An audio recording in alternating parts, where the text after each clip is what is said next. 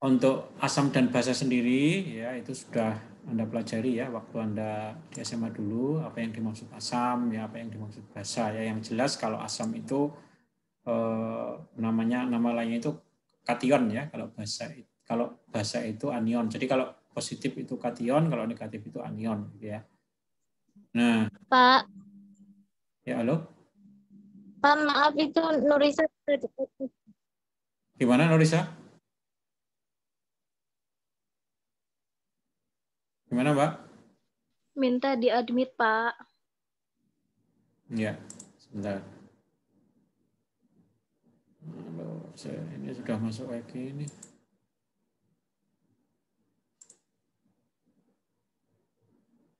Sebentar, Mbak. Adminnya gimana nih? Partisipan. Ya. Oke ya, jadi ini tidak akan saya bahas ya mengenai definisi asam dan basa. Kemudian kita masuk ke materinya ya. Ini saya ambil dari Koda Kimball ya. Ya. Jadi jadi tubuh kita itu kan apa namanya itu sebenarnya netral ya kalau dalam kondisi normal itu netral. Ya, jadi seperti yang Anda tahu kalau netral itu pH-nya sekitar 7,4 ya. Nah, tetapi dalam kondisi tertentu ya terjadi kelainan ya. Jadi misalnya tubuh kita terlalu asam ya, atau di sini disebabkan apa namanya itu terjadi kelainan asam atau basa yang berat ya, severe acid base disorder. Ya, kalau terjadi kelainan asam atau basa yang berat, misalnya terlalu asam ya, itu pH-nya 7 misalnya atau 6,8 misalnya, itu kan terlalu asam. Ya, itu gangguan yang berat. Nah, itu bisa menyebabkan gangguan multiple organ system atau gangguan organ. Yang mengalami gangguan itu banyak ya. Misalnya dia mengalami gangguan pada jantung, ya. Kemudian mengalami gangguan pada paru-paru, ya. Kemudian mengalami gangguan pada ginjal, atau juga bahkan mengalami gangguan pada syaraf. Jadi kalau ada orang darahnya terlalu asam, ya, maka dia bisa mengalami gangguan multiple organ.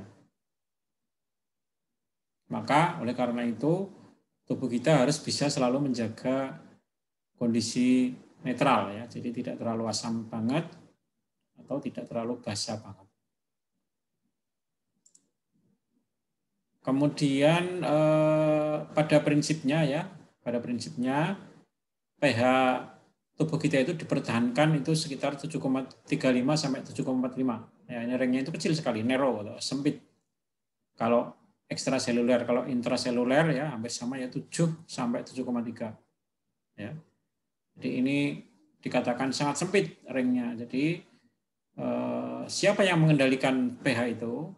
Ya, pada umumnya yang mengendalikan pH adalah apa namanya itu beberapa senyawa ya, beberapa senyawa yang dikendalikan lewat sistem buffer. Jadi di dalam tubuh kita itu adalah sistem buffer.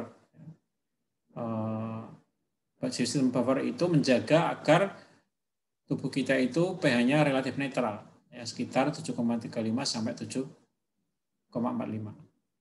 Jadi kalau di bawah 7,3 berarti dia itu asam, kalau di atas 7,45 berarti dia itu terlalu basa. Nah kemudian seperti kita tahu bahwa kalau kita itu bernafas ya, kalau kita bernafas kita kan menyerap O2 dan mengeluarkan CO2. Nah, CO2 ini sangat berperan ya dalam keseimbangan asam dan basa. Kenapa? Karena CO2 ini nanti di dalam tubuh kita akan bereaksi dengan H2O, dengan air, membentuk HCO3. Ya, HCO3 ini adalah salah satu senyawa yang sangat penting, ya, sangat vital untuk menjaga keseimbangan asam basa. Ya. Karena HCO3 ini adalah sifatnya bersifat basa. Nah, mungkin kalau kita lihat diagramnya seperti ini. Jadi di dalam tubuh kita itu, ya, ini kalau yang sebelah kiri ini di dalam paru-paru ya, Yang ini di dalam ginjal. Jadi sistem pengendalian asam dan basa di dalam tubuh kita itu ada di paru-paru dan ginjal sebenarnya. Ya. Utamanya itu di ginjal. Jadi ginjal itu adalah organ yang berperan sangat penting ya dalam mengendalikan asam dan basa. Bagaimana ginjal bisa berperan seperti itu? Karena di dalam ginjal ada reaksi pembentukan HCO3, min, yang dimana reaksi itu pada awalnya adalah reaksi antara CO2 plus H2O ya, yang difasilitasi oleh enzim yaitu karbonik anhidrasa. Jadi ini prosesnya di dalam ginjal. Jadi kalau ginjal kita itu normal ya, maka tubuh kita akan selalu netral pH-nya. Tapi kalau ginjalnya udah nggak normal ya, misalnya orang yang mengalami gangguan gagal ginjal ya, akhirnya tubuh kita tidak bisa mereaksikan ini. Tidak bisa mereaksikan ini. Jadi tubuh kita nanti akan terlalu asam. Ya. Nanti kita bisa melihat hubungannya, bagaimana hubungan antara kerusakan ginjal dengan sifat asam atau sifat basa tubuh kita. Yang pertama adalah ginjal ya. Jadi yang kedua adalah di paru-paru. Ya, paru-paru itu juga merupakan organ yang sangat penting ya, dalam pengendalian asam dan basa. Nah, di dalam paru-paru itu seperti kita tahu yang bermain adalah CO2. Ya, CO2 ini bermain. Jadi CO2 ini adalah zat yang kita keluarkan ketika kita bernafas, kita mengeluarkan CO2, dan ketika mengambil nafas kita mengambil O2. Ya, jadi ini nanti kita bisa melihat bagaimana peran paru-paru dan ginjal dalam mengendalikan agar pH-nya itu netral. Jadi bukan jantung ya, atau bukan saluran cerna ya, yang berperan dalam mengendalikan pH tubuh kita, tapi adalah ginjal dan paru-paru. Ya. Ini dalam satu hari ya, di sini diceritakan dalam satu hari tubuh kita itu mengeluarkan dalam satu hari ya, ini di sini diceritakan. Kalau kita itu makan karbohidrat dan lemak ya, jadi ini kan kebiasaan kita ya. Jadi banyak orang yang tiap hari makanannya itu nggak sehat. Ya, dia hanya makan karbohidrat, nasi, ya, mie, ya, roti dan sebagainya, dan makan lemak ya, gorengan ya. Maka tubuh kita itu akan memproduksi banyak sekali CO2. Akan memproduksi karena, dan ini ya, CO2 ini ya, seperti kita ketahui ya, kalau bereaksi dengan air ya, CO2 plus H2 akan menciptakan senyawa asam ya, yaitu asam karbonat H2CO3. Jadi intinya kalau kita itu terlalu banyak makan makanan dari karbohidrat dan lemak ya, intinya itu nanti tubuh kita akan cenderung terlalu asam. Terlalu asam. Nah, orang itu kalau tubuhnya terlalu asam ya, itu salah satu cirinya adalah gampang mengantuk. Sleepless ya, gampang mengantuk. Nah, kalau tubuh kita terlalu asam ya, maka akan dilakukan kompensasi ya untuk merubahnya jadi basa. Itu di sini dikatakan dengan cara menahan ya, dengan cara menahan CO2. Nah, bagaimana kalau kita terlalu banyak makan protein dan lemak? Jadi kalau kita terlalu banyak makan protein dan lemak ya, tapi karbohidratnya lebih sedikit, maka akan terbentuk senyawa campuran ya, basa dan asam. Ya, jadi kalau kita mengurangi karbohidrat, maka kalau kita makan protein dan lemak, maka cenderung kita itu campuran ya, asam dan basa. Ya, misalnya kita makan daging ya, kemudian daging itu kan protein ya, kemudian makan daging kita goreng ya, digoreng kan ada lemaknya, yaitu campuran antara basa dan asam. Nah, kemudian kalau kita melakukan diet seperti vegetarian ya, banyak sayur dan buah ya, sayur buah, itu kecenderungannya adalah basa. Jadi buah dan sayur itu sifatnya basa. Jadi makanya kalau orang itu terlalu banyak makan karbohidrat dan lemak ya, maka harus diimbangi juga ya dengan makan buah dan sayur. Agar sifat asam yang ditimbulkan oleh karbohidrat dan lemak itu diimbangi dengan sifat basa yang ditimbulkan oleh kita banyak makan sayur dan buah. Ya, jadi seperti puasa itu juga menyebabkan tubuh kita cenderung basa. Ya. Jadi puasa itu untuk mengimbangi kondisi asam yang diciptakan, yang dikondisikan karena kita terlalu banyak makan karbohidrat dan lemak. Karena memang diet orang Indonesia itu, rata-rata orang Indonesia pada umumnya itu adalah diet tinggi karbohidrat. Ya. Nasi ya, dalam jumlah banyak. Ya. Ini sifatnya asam. Itu yaitu proses ya, kenapa tubuh kita jadi asam, ya, kenapa tubuh kita jadi basa ya dalam kondisi normal. Ya, jadi dalam kondisi kita itu tidak sakit, ya, dalam kondisi kita tidak sakit, tubuh kita bisa menjadi asam karena kita terlalu banyak makan karbohidrat dan lemak, dan tubuh kita itu dan kondisi asam itu bisa diimbangi dengan diet yang baik, makan makanan yang baik, yaitu makan sayur dan buah. Kemudian untuk parameter untuk menganalisis asam dan basa, ya. Jadi asam dan basa itu bisa bisa dicek di laboratorium, ya, dengan parameter-parameter yaitu pH, ya ini ya, pH. Kemudian tadi sudah saya singgung ya, pH itu yang normal berapa, yang asam berapa, dan yang basa berapa. Kemudian PCO2, ya, PCO2 itu tekanan CO2-nya, dan kadar HCO3. Ya, kadar HCO3 itu adalah kadar kadar HCO3 itu kaitannya erat ya dengan sifat basa. Ya, jadi kalau kadar HCO3-nya tinggi itu cenderung basa ya, kalau rendah itu cenderung asam. Ya, kalau CO2 itu arahnya lebih ke basa ya, lebih ke asam. Kalau kadar CO2-nya tinggi arahnya lebih banyak ke asam. Kalau PCO2-nya rendah arahnya lebih banyak ke basa. Jadi kebalik ya, kalau HCO3 itu sifatnya kebalik dengan CO2. Kemudian untuk laboratory assessment-nya ya, ini saya lanjutkan ya. Ini mungkin langsung aja ke sini ya. Ini lebih jelasnya ini. Jadi ini adalah kondisi ya, kalau pH-nya misalnya pH-nya 7,2 ya, berarti dia itu di bawah normal. Kalau pH-nya 7,46 berarti itu di atas normal, cenderung basa maksudnya. Kalau 7,2 berarti dia cenderung asam. Seperti itu ya. Kemudian parameter yang lain ini PaCO2 ini yang penting ya. PaCO2 ini kalau di bawah namanya 32 berarti dia itu, kalau CO2 tadi kan pengendalikan asam ya. Jadi dia kalau di bawah 35 dia enggak normal. Kalau di atas 45 dia juga terlalu tinggi, tidak normal. Jadi kalau jumlah CO2-nya itu tinggi ya, di atas normal, berarti kan cenderung asam. Atau ini juga ya, ini parameter HCO3 ya. Kalau HCO3 kan parameter basa ya. HCO3 itu kan negatif ya, ion negatif ya, itu ini basa. Jadi kalau jumlah HCO3-nya itu 28 misalnya ya, berarti dia cenderung basa. Kalau dia 20 berarti dia cenderung asam karena di bawah normal, karena basanya sedikit.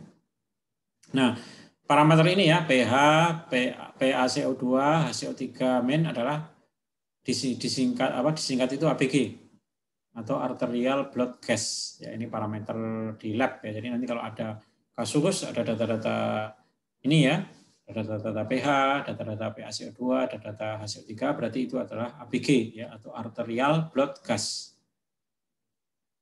Ya, nah, bagaimana menginterpretasikan ini matrik yang sederhana ya, ini saya buatkan kita baca tabel yang sederhana ini ya, ini tabelnya sederhana untuk menentukan apakah seseorang itu bersifat asam atau bersifat basa. Nah, di sini ada 4 parameter ya, tingkat keasaman dan tingkat kebasaan, yaitu ada yang dinamakan metabolic acidosis ya, atau acidosis metabolik, ada yang dinamakan acidosis respiratorik atau respiratory acidosis, ada yang dinamakan metabolic alkalosis atau alkalosis metabolik, dan ada yang dinamakan respiratory alkalosis atau alkalosis respiratory. Nah, ini jadi di sini ada 2 parameter ya, ada yang metabolik, ada yang respiratorik. Ada yang metabolik, ada yang respiratorik. Kalau metabolik itu erat kaitannya dengan kerjaan ginjal. Jadi ini ginjal yang berperan. Tapi kalau respiratory, ya, itu erat kaitannya dengan kerjaannya si paru-paru. Ya, paru-paru kan respiratory atau respirasi atau bernafas. Jadi kalau metabolic acidosis itu kaitannya dengan ginjal, ya. Kalau respiratory acidosis kaitannya dengan kerjaan paru-paru. Nah, itu prinsipnya itu. Ya. Ini juga ya metabolic alkalosis adalah kondisi basa yang kaitannya dengan kondisi ginjal. Nah ini ya kalau kita mau menginterpretasikan ya misalnya contohnya begini ya, pH-nya rendah ya di bawah normal, PaCO2-nya di bawah normal, ya, HCO3-nya di bawah normal, maka orangnya menderita kelainan yang dinamakan metabolic acidosis. pH-nya di bawah normal, PaCO2-nya di atas normal, HCO3-nya di atas normal, berarti dia menderita respiratory acidosis. Ya, jadi nanti itu kalau ada data-data lab ya, itu kita bisa menentukan apakah orangnya itu menderita acidosis, apakah orangnya menderita alkalosis. Ya, apakah alkalosisnya itu berkaitan dengan metabolik, apakah alkalosisnya berkaitan dengan respiratory. Nanti kita bisa menentukan dari data-data lab ya. Dari 3 data lab ini. Ya, ini sudah cukup ya untuk menentukan apakah seseorang menderita acidosis atau menderita alkalosis. Oke, kemudian untuk ini nggak usah dibaca ya. Ini juga ya, ini saya bacakan aja yang ini ya, yang poin keempat ya, yang poin keempat. Nah, yang poin keempat ini dikatakan ya, ada istilah namanya anion gap. Ya, anion gap itu apa ya? Nanti anion gap itu adalah selisih ya, selisih anion. Anion itu kan apa namanya? Anion gap, anion itu kan negatif ya. Ion negatif ya. Istilahnya itu anion gap. Nanti akan dijelaskan itu anion gap itu seperti apa. Tapi ini anion gap itu ya jika nilainya di atas 20 atau sama dengan 20 ya, maka dikatakan dia itu metabolic acidosis. Jadi kalau ada orang anion gap-nya itu 20 ke atas ya, tinggi ya, cenderung tinggi anion gap-nya, itu dia dikatakan metabolic acidosis. Walaupun dia itu pH-nya terlepas dari pH-nya normal atau enggak. Ya. Jadi walaupun pH-nya normal atau pH-nya rendah dan sebagainya, asal dia itu lebih tinggi dari 20, ya, maka dinamakan metabolic acidosis. Itu prinsipnya itu. Nah, kemudian ya ini tadi ya, bersama dengan tadi ya. Kemudian untuk sistem yang ada di dalam tubuh kita ya. Sistem yang ada di dalam tubuh kita itu secara alamiah akan berusaha untuk menciptakan kondisi netral. Ya. Jadi tubuh kita ini akan mengatur keseimbangan asam basa agar selalu netral. Jadi kalau kita makan terlalu banyak karbohidrat yang sifatnya asam, maka gimana caranya agar dia menjadi netral ya. Tubuh kita itu akan berusaha menciptakan kondisi netral. Ada tiga sistem yang mengatur agar tubuh kita itu tetap netral, tidak terlalu asam dan tidak terlalu basa. Yaitu sistem Dapar ya, sistem buffer ya. Jadi kalau kita memahaminya sistem buffer ya, ada sistem Dapar. Kemudian sistem yang ada di paru-paru tadi sudah saya singgung ya, bahwa paru-paru itu berperan besar dalam menentukan asam atau basa. Kemudian sistem di dalam ginjal tadi juga sudah saya singgung. Kalau ginjal itu juga berperan ya. Kalau ginjal itu perannya di metabolik ya. Kalau paru-paru di respiratorik. Ya, ada 3 sistem ya. Nah, sistem Dapar itu sendiri ya, itu hanya mengendalikan perubahan pH ya. Jadi sistem Dapar itu hanya mengendalikan perubahan pH ya, tidak mengendalikan anion gap ya, atau perbedaan anion. Nah, di dalam sistem Dapar ini salah satunya adalah sistem buffer atau Dapar ini salah satunya adalah ion-ion atau senyawa-senyawa ini, albumin, ya, fosfat, ya, dan hemoglobin. Nah, senyawa-senyawa ini bersifat non volatil, ya, tidak mudah menguap. ya, tidak mudah menguap, maka dikatakan non volatile buffer, yaitu albumin, fosfat, dan hemoglobin. Ini senyawa-senyawa ini mengendalikan kondisi netral, ya, mengendalikan kondisi netral. Dan paru-paru, ya, paru-paru ini adalah salah satu garda terdepan, ya, untuk mengendalikan tingkat keasaman tubuh kita. Ya, kenapa begitu? Karena dia bekerja dengan sangat cepat. Ya, dengan kerjanya itu cepat paru-paru itu. Bila tubuh kita terlalu asam, ya, dia akan bekerja cepat dalam hitungan menit, ya, melalui pengaturan melalui CO2. Jadi CO2-nya itu kalau ditahan, ya, CO2-nya ditahan atau CO2-nya dikeluarkan. Jadi kalau CO2-nya ditahan, implikasinya bagaimana? Kalau CO2 dikeluarkan, implikasinya bagaimana? Ya, karena seperti kita tahu paru-paru mengeluarkan CO2. Ya. Kalau CO2-nya ditahan berarti banyak asam, ya, banyak asam. Jadi kalau CO2-nya ditahan, tubuh kita terlalu basah, ya, untuk mengimbanginya ditahanlah CO2 agar tubuh kita mengimbangi basahnya itu, ya, seperti itu. Ini cepat kerjanya, ya, paru-paru ini, ya, hanya hitungan menit. Kemudian organ yang lain, ya, yang termasuk yang penting adalah ginjal. Ya, ginjal ini bekerja lebih lambat dia. Ya, bekerja lebih lambat, ya, dengan cara yang berbeda, ya. Kalau ginjal ini lebih rumit, ya, dia bisa bekerja lewat ion klorida, ya. Ini, ya, kemudian atau juga dia bekerja lewat HCO3, ya, tadi, ya, HCO3 itu tadi hasil reaksi antara CO2 dan H2O tadi. Dengan cara melakukan sekresi atau menyerap kembali atau reabsorpsi HCO3. Jadi ginjal ini berperan juga dalam mengatur keseimbangan asam dan basa. Tapi yang paling cepat adalah paru-paru, ya. Jadi ada 3, ya, ada sistem dapar, ada organ, ya, lewat organ yaitu paru-paru dan ginjal. Nah, ini teknisnya seperti ini, ya, teknisnya ini.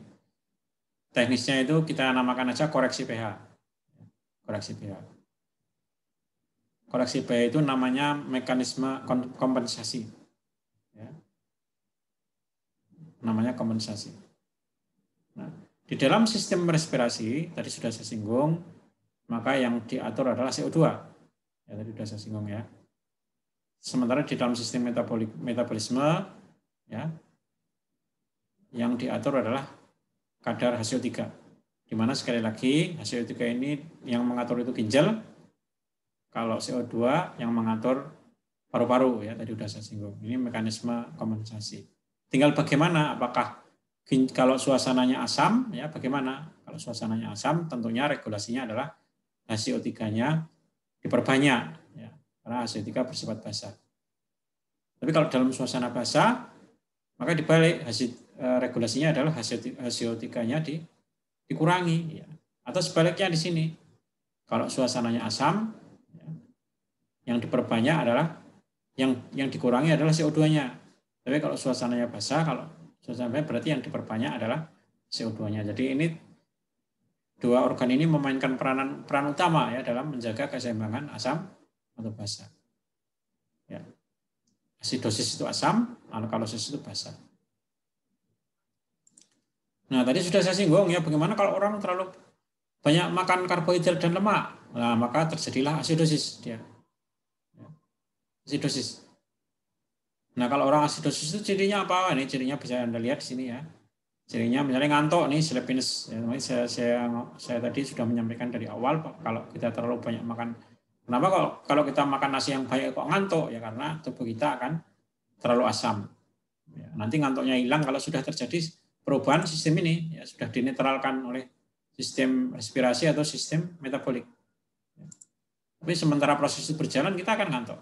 Ya, itu derajat ringannya seperti itu, ya, ngantuk. Nanti ada derajat yang berat, ya, misalnya kalau sudah agak parah, ya aritmia, ya, macam-macam, ya.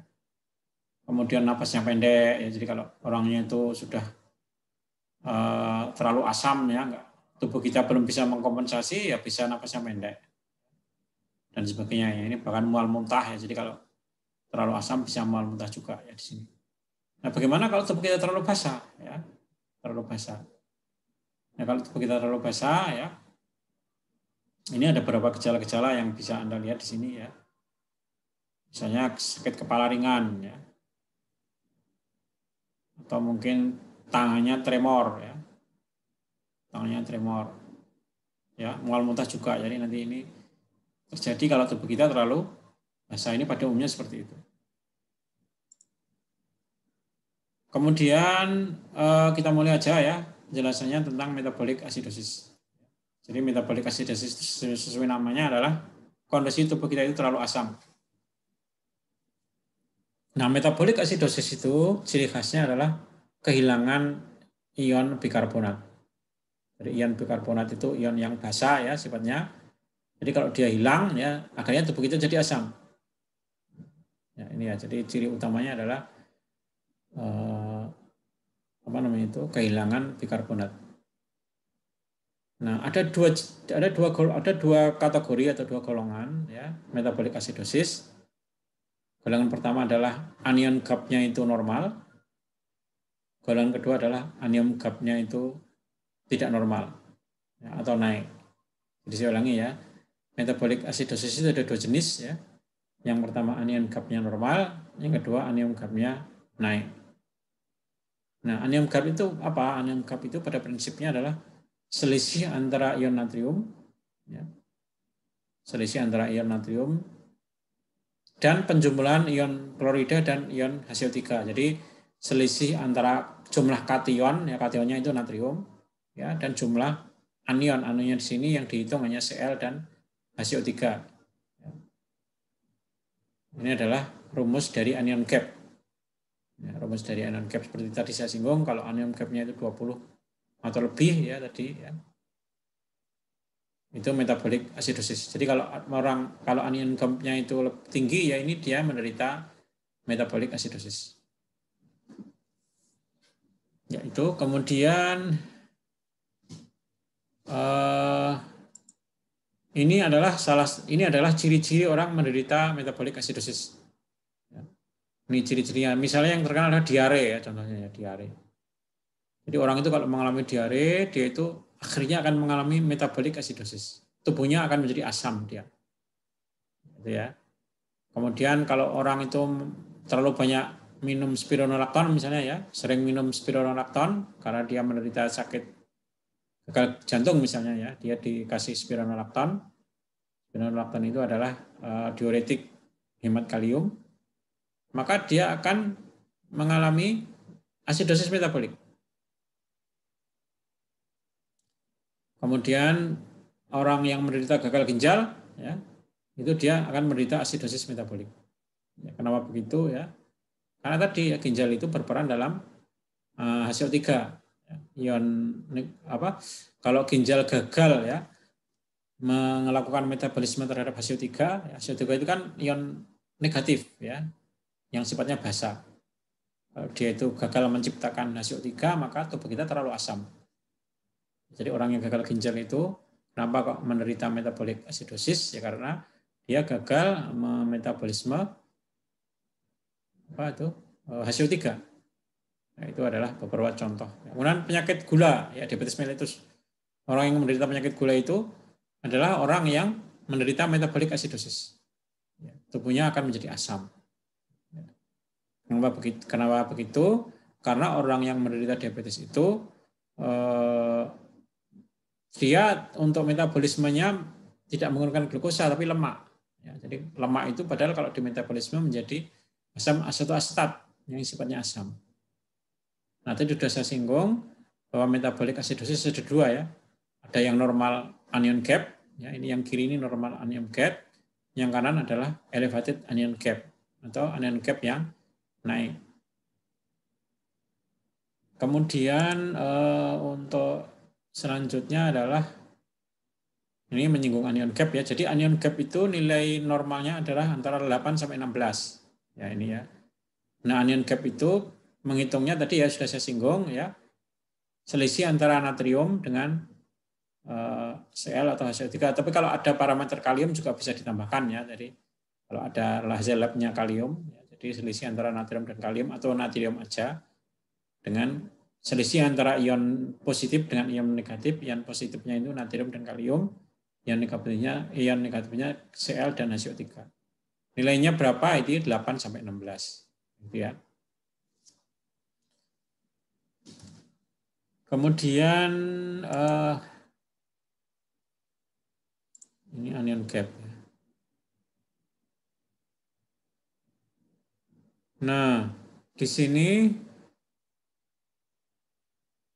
tadi sudah saya singgung ya, anion gap ada dua, yaitu normal anion gap, ya.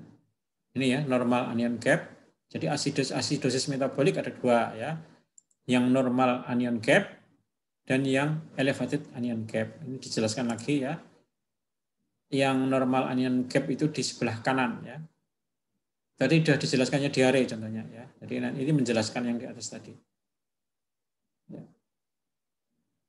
Kemudian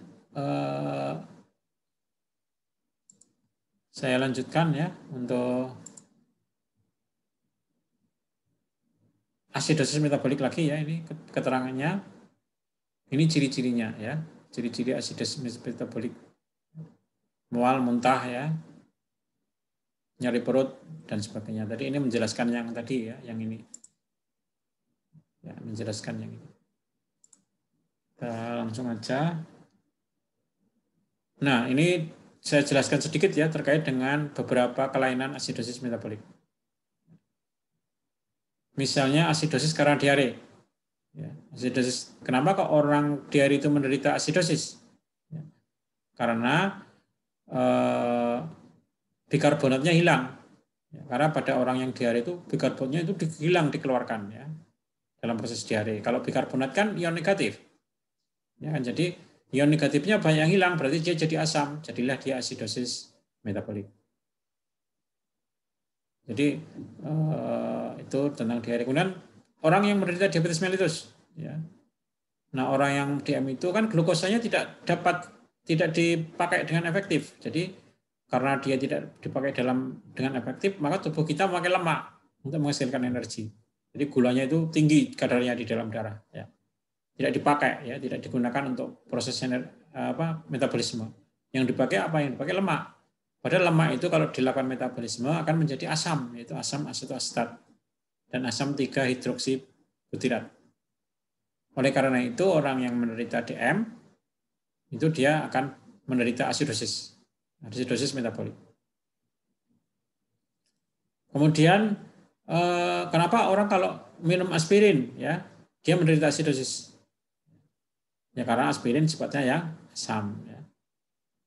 Ini aspirin ya. Jadi kalau orang sering minum aspirin ya, misalnya dia kena dapat penyakit angina pectoris ya, diterapi dengan aspirin misalnya. Bisa jadi lama-kelamaan dia akan menderita asidosis metabolik.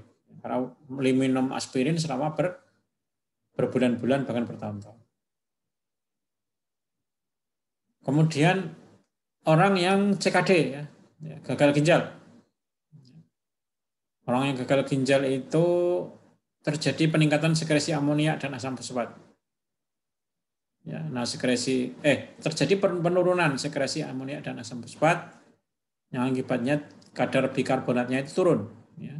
Karena bikarbonatnya turun, seperti dalam diare sama ya.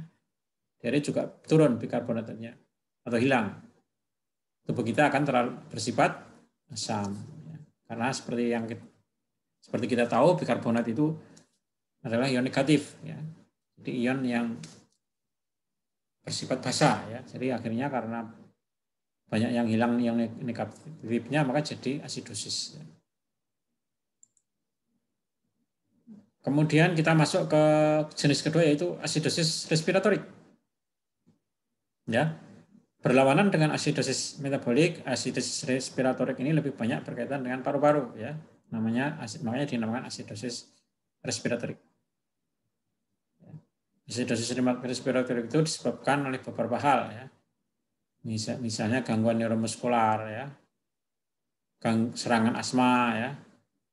Penyakit paru-paru, obstruksi kronis. Jadi kelainan paru-paru ya, termasuk asma itu menyebabkan paru-parunya jadi terganggu kerjanya sehingga menyebabkan kelainan asidosis respiratorik. Jadi hampir semua penyakit-penyakit kronis yang menyerang paru-paru itu menyebabkan asidosis respiratorik.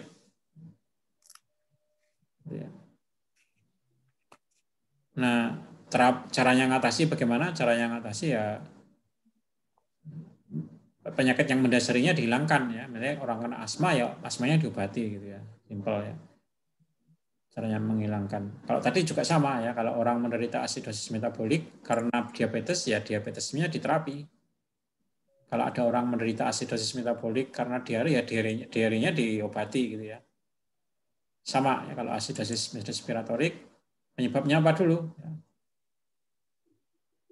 Ya, ini ya. Ini pada prinsipnya itu ya. Pada prinsipnya itu. Kemudian ini ya penjelasan mengenai asidosis respiratorik ya, simpelnya ini ya. Kita lewati aja ya. Nah, ini adalah penyakit-penyakit yang menyebabkan asidosis respiratorik. Penyakit-penyakit yang menyebabkan asidosis respiratorik ya. Kalau di sini kita lihat contohnya adalah tadi ya, Pak, asma ya, tadi sudah saya singgung. Asma itu kan penyakit paru-paru ya. Asma. Kemudian di sini juga disinggung apa namanya itu? Obat-obat depresan ya, obat-obat menekan saraf ya, misalnya diazepam ya. Jadi kalau kita terlalu banyak minum diazepam ya, benzodiazepam atau Valium ya, minum obat penenang ya, itu tubuh kita akan mengalami asidosis respiratorik. Atau minum obat fenobarbital ya, barbiturat itu juga, atau minum morfin ya karena kita menderita nyeri hebat ya. Morfin. Morfin ini kan obat golongan opioid. Itu cenderung menyebabkan asidosis respiratorik. Dan kelainan kardiopulmonari ya, misalnya ini ya, kelainan pada paru-paru. Misalnya orangnya itu ada cairan di dalam paru-parunya ya, pulmonary edem. Nah, ini bisa menyebabkan asidosis respiratorik. Ya, itu adalah beberapa penyebab penyakit yang menyebabkan terjadinya asidosis respiratorik. Obat-obat juga bisa ya, di sini obat-obat neuromuskular juga bisa menyebabkan asidosis respiratorik. Di sini disinggung juga antibiotik yang menyebabkan asidosis respiratorik, misalnya golongan aminoglikosida, ya. Misalnya gentamisin, ya. Streptomisin. Jadi orang yang diterapi dengan streptomisin, ya, orang yang menderita TBC itu bisa menderita asidosis respiratorik karena golongan aminoglikosida adalah obat yang dapat menyebabkan asidosis respiratorik. Kemudian kita beralih ke alkalosis ya. Kalau tadi kan asidosis, sekarang alkalosis. Ya, seperti yang tadi sudah saya singgung, alkalosis itu bila pH-nya lebih dari 7,45 ya. Tapi kita nggak ngerti apakah alkalisisnya itu respiratorik dan apakah alkalisisnya itu metabolik. Tergantung tabel tadi yang saya singgung. Bagaimana dengan kadar CO3-nya, bagaimana dengan kadar CO2-nya. Tapi intinya kalau pH tubuh di atas 7,45 itu pasti alkalosis. Alkalosis itu di sini disinggung adalah penimbunan basa ya, atau kehilangan asam ya, kalau alkalosis. Jadi kalau asidosis kebalikannya ya, penimbunan asam atau kehilangan basa. Jadi kebalikannya. Nah, ini asidosis itu ada dua ya, ada asidosis metabolik dan ada asidosis respiratorik. Nah, di sini disinggung beberapa penyakit yang menyebabkan alkalosis metabolik. Ini di sini disinggung misalnya karena Cushing syndrome ya, diuretik juga di sini ya, laksatif juga ya, bisa menyebabkan alkalosis metabolik. Coba kita lihat aja ya. Nah, alkalosis metabolik ini contohnya ini ya, ini tadi ya, penyakitnya ini tadi. Alkalosis metabolik contohnya tadi, ini penyakitnya. Kemudian alkalosis metabolik seperti halnya asidosis metabolik itu ada dua. Ya.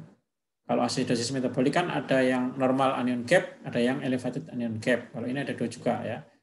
Ada yang sensitif terhadap Cl dan ada yang insensitif terhadap Cl atau klorida. Contohnya di sini adalah kehilangan urin. Kehilangan lewat urin. Jadi misalnya kita minum furosemid, contohnya ya. Kita minum furosemid. Kalau kita minum furosemid kan kita kencing terus ya. Kencing itu tidak hanya air yang dikeluarkan ya, tapi ion klorida juga ikut keluar ya. Ion klorida ikut keluar. Nah, akibatnya apa? Terjadi alkalosis metabolik. Jadi obat furosemid itu bisa menyebabkan sensitif terhadap Cl atau ciri dari salah satu jenis alkalosis metabolik. Nah, jadi kalau disimbolkan, kalau orang itu kalau minum diuretik dalam jangka panjang, ya, misalnya furosemid, dia akan menderita alkalosis metabolik. Itu kesimpulannya seperti itu. Nah, kalau orang terlalu banyak ini sebaliknya ya, bisa jadi orang itu minum steroid dalam jangka panjang ya, misalnya dia menderita lupus ya. Kemudian dia diobati dengan methylprednisolon contohnya ya. Itu kan steroid. Steroid. Nah, steroid ini juga menyebabkan alkalosis metabolik ya. Tetapi jenisnya adalah insensitif terhadap klorida. Jadi obat-obatan itu bisa menyebabkan alkalosis metabolik ya. Yang paling menonjol apa? Itu tadi obat-obat golongan steroid ya, misalnya dexamethasone, methylprednisolon ya. Itu bisa menyebabkan alkalosis metabolik. Nah, kalau orang banyak minum obat furosemid itu bisa menyebabkan kehilangan banyak klorida ya, Cl ya. Itu juga bisa menyebabkan alkalosis metabolik. Ya. Kemudian yang terakhir adalah alkalosis respiratorik. Ya. Alkalosis respiratorik. Alkalosis respiratorik ini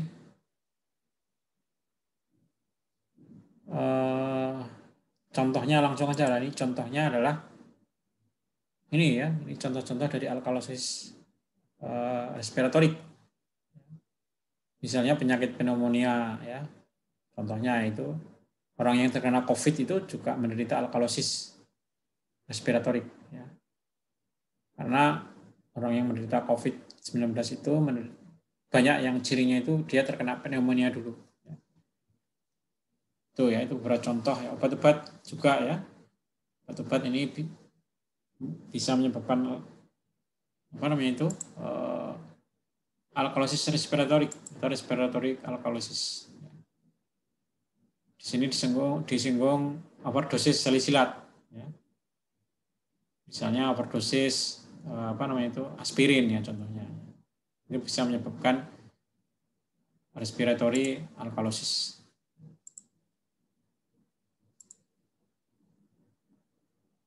Ya, itu mengenai 4 kelainan asam basa dalam tubuh kita ya. Jadi ada asidosis metabolik, ada asidosis respiratorik, ada alkalosis metabolik, dan ada alkalosis respiratorik. Kemudian ini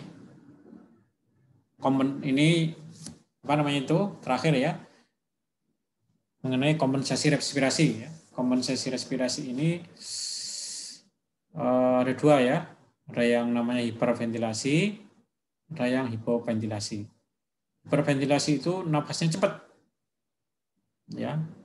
Hiperventilasi. Kalau hipoventilasi napasnya lambat. Ya.